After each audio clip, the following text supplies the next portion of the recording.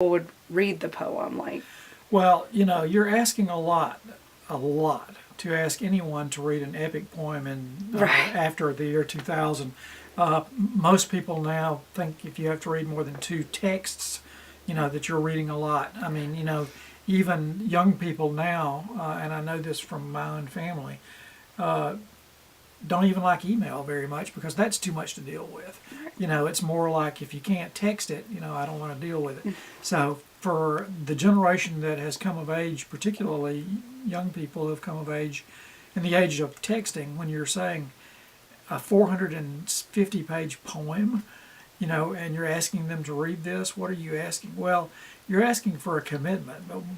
But my job as a poet and as a writer, what my job was to do was to make it interesting enough, exciting enough, well crafted enough, and personal enough so that someone reading it would not come to it by saying, "Oh my gosh, an endless poem. Why would I read this?" Actually, I think most people, if they read the first few pages, will keep reading because it's a story that has kept people interested for more than 200 years. It's a story that people, particularly in the American South, have never gotten tired of because it speaks not only about the origins of who we are in the United States, who the original white settlers were, but somehow even more important and more important to me, it tells the story of Native American populations in a way nobody else did, particularly the Cherokee. And it tells this story that for those of us in North Georgia and northern South Carolina, southern Tennessee and North Carolina, to all of us it's a very personal story because we all grew up with a sort of awe and admiration for the strength and courage of the Cherokee who stayed behind during the genocidal roundup of the Cherokees that sent them to Oklahoma in 1838.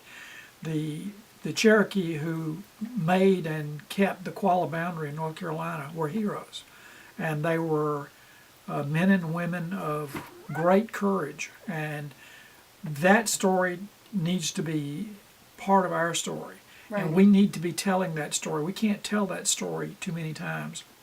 Our children, our grandchildren need to know that in the middle of the horror of the removal of the Cherokee Indians, that there was one ray of courage and beauty. And that is something that William Bartram saw the tail end of when he was here. He was a witness to the very end, the last 50 years, of the Cherokee population almost at its height. And it was something that I felt very personal about. Right.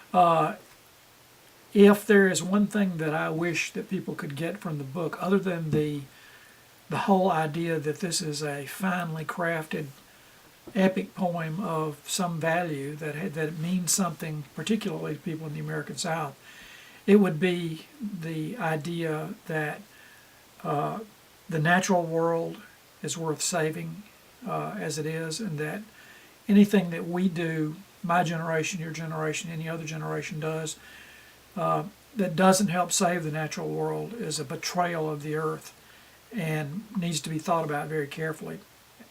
The other thing would be we need to think about what we have done as a people, and particularly what we did to the Native American populations who lived in this area. Bartram teaches us a lot.